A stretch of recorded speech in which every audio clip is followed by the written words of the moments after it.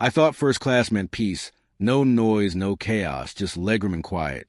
I was wrong the moment a woman shoved her phone inches from my face and said, "That seat is mine." The app doesn't lie.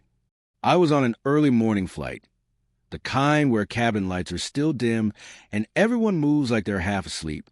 I'd paid extra for first class because I needed space and honestly wanted one calm flight after a brutal week. I boarded early, stowed my bag, and settled into my window seat. Everything felt normal. Too normal. That should have been my first clue. As I adjusted my seatbelt, I felt someone looming over me. Not a polite "excuse me," not a glance at the seat numbers, just heavy, impatient presence. I looked up. She was mid-40s, perfectly styled hair, designer purse clutched like a weapon. She didn't smile. She didn't ask. She stared like I was a thief caught red-handed. "You're in my seat," she said flatly. I calmly replied, "I don't think so. I'm 2A." She let out a short laugh, already annoyed, and unlocked her phone. "Nope. According to the app, this is my seat. You need to move now." She shoved the screen toward me. My stomach tightened. For a split second, doubt crept in. Had I misread my boarding pass? Sat one row off. I pulled out my paper boarding pass. The old habit. I held it up between us. Same seat, same flight, same name, my name. She scoffed. "Paper passes are outdated. Anyone can print those. The app updates in real time." That's when heads started turning. First class is quiet, but not blind. People noticed immediately. A man across the aisle froze mid-sip. A flight attendant glanced back. The woman leaned closer, lowering her voice in a way that somehow made it more aggressive. "Stop playing games," she said. "I paid for this seat. I upgraded. The app doesn't make mistakes." My pulse spiked, not because I thought she was right, but because I knew this was about to explode. I said evenly, "Let's get the crew. We'll sort it out." That flipped the switch. Her face tightened like I'd insulted her. She snapped, "Fine. Call them. I'm not moving." She didn't wait. She waved sharply at a flight attendant walking up the aisle, like flagging down a server. Problem.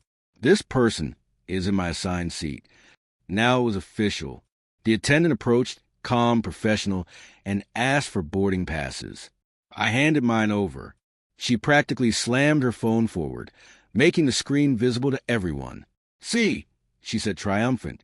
"C2A first class. Mine." The attendant frowned, not at me, but at the screen. A brief, subtle pause. She checked my boarding pass, then back at the phone, then at me. That pause stretched long enough to twist my gut. Something wasn't right. "I'm going to double-check this," the attendant said carefully. The woman crossed her arms, satisfied. "I'll wait." As the attendant stepped away, she leaned down toward me. "People like you always try this, but the system always catches up." That's when it hit me. This wasn't infusion or mistake. She was confident for a reason, and whatever it was, I was trapped in the middle. The attendant didn't return immediately. The silence stretched unnaturally, thickening the tension. She noticed it too. Straightening in the aisle, she looked ready, like she knew the verdict would go her way. "See," she said loudly, so nearby passengers could hear. "If you just moved when I asked, we wouldn't be holding everyone up." I didn't respond. I was watching. She wasn't anxious, not irritated in a normal way. She looked prepared, like she'd done this before. Minutes later, 2 flight attendants returned. One held a tablet, the other a neutral expression, the kind that signals something's wrong but hides it. "Ma'am," the lead said to the woman, "we need to clarify something about your boarding pass." She smiled. "Of course. I told you the app doesn't lie." The attendant turned the tablet slightly. According to the system, C2A had been assigned at check-in yesterday evening. To me. She nodded toward me. The smile didn't fade. It sharpened. "Impossible," she said. "I upgraded this morning." The app confirmed it. "Maybe your system hasn't refreshed." App. She leaned on that word like a shield. A few minutes later, the second attendant asked, "May we see your full reservation details, please? Not just a seat screen." The woman hesitated. a flicker, but recovered, tapping her phone with exaggerated confidence. Here, everything's right there. The attendant studied the screen longer this time. Too long. Her brows knitted. Then she glanced between the tablet and the phone. Calm but careful. Ma'am, did you take a screenshot of this earlier? The woman's voice sharpened instantly. Why would that matter? Because, the attendant said evenly, this screen doesn't match the live system timestamp. The cabin went silent. Even the hum of conversation seemed to drop. The woman laughed. Hollow, are you accusing me of faking a boarding pass? No, the attendant replied, calm. I'm saying there appears to be a duplicate. The word duplicate hit hard. That's ridiculous, the woman snapped, her voice rising. Your airline messed up. He probably hacked something or printed a fake. Look at him. He even admitted he uses paper passes. A few passengers gasped quietly. Someone muttered, Wow. Heat rushed up my neck, anger mixing with disbelief. I said nothing. I had done everything right. I checked in normally. I paid for the seat weeks ago. The lead attendant raised a hand, signaling calm. We're going to resolve this properly. Please remain seated. That set her off. This is unbelievable, she bellowed, voice echoing through first class. Now I am not moving to economy. I paid for first class. I deserve this seat. No one has asked you to move yet, the attendant replied. But you're implying it. You're taking his side. I'm taking the system's side, the attendant said, her tone firm for the first time. She turned to me. Sir, please remain seated while we verify something at the printer. I nodded. The woman scoffed loudly. Printer? What is this, 1995? The attendants walked away again. This time, the silence carried weight, charged energy.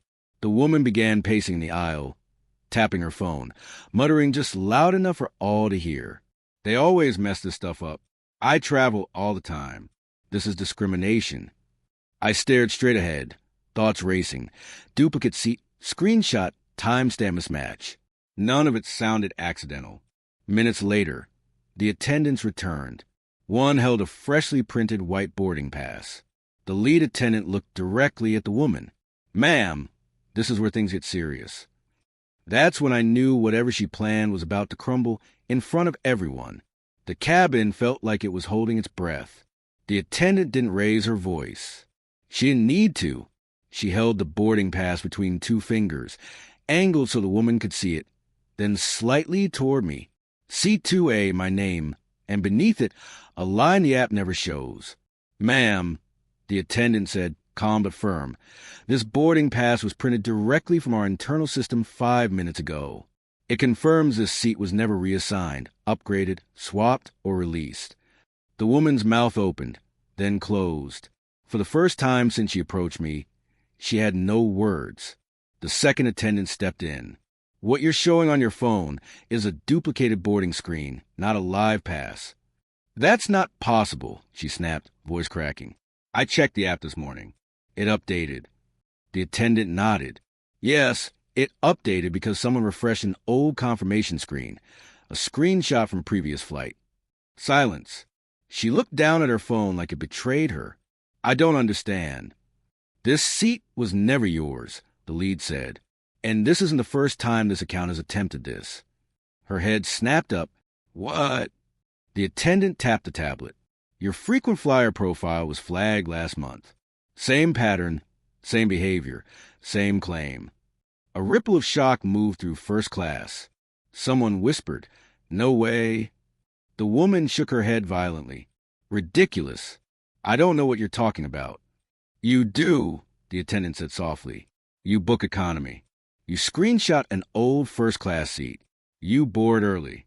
You rely on pressure to make the seated passenger move before verification. Each word landed like a hammer. My stomach dropped, not from fear, but realization. That confidence, that lack of hesitation. It wasn't confusion. She was practiced. You try to bully your way into first class, the attendant continued. And today, you picked the wrong passenger. Her face went pale. This is insane. You can't accuse me of fraud. We're not accusing.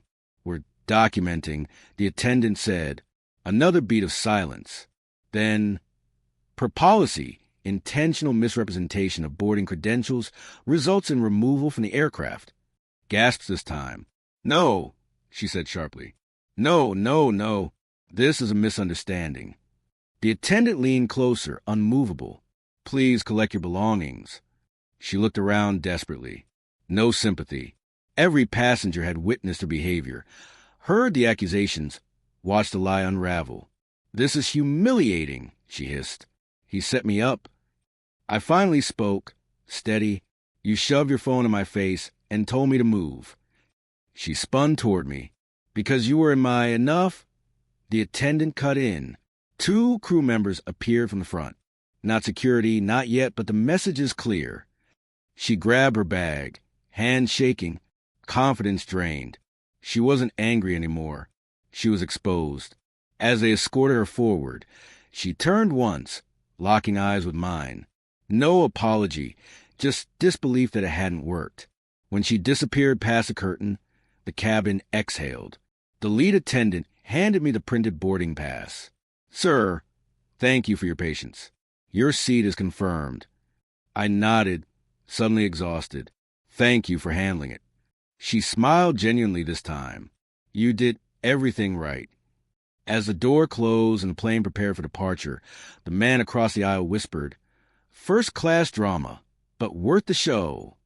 I looked down at my seat, the space, the quiet I paid for. For the rest of the flight, no one questioned where I belonged. If you enjoyed this story, hit that subscribe button. Every subscription motivates me to bring more exciting and dramatic HOA stories. Don't forget to tap the bell icon so you never miss a new upload. I'll see you in the next story where justice gets even more satisfying.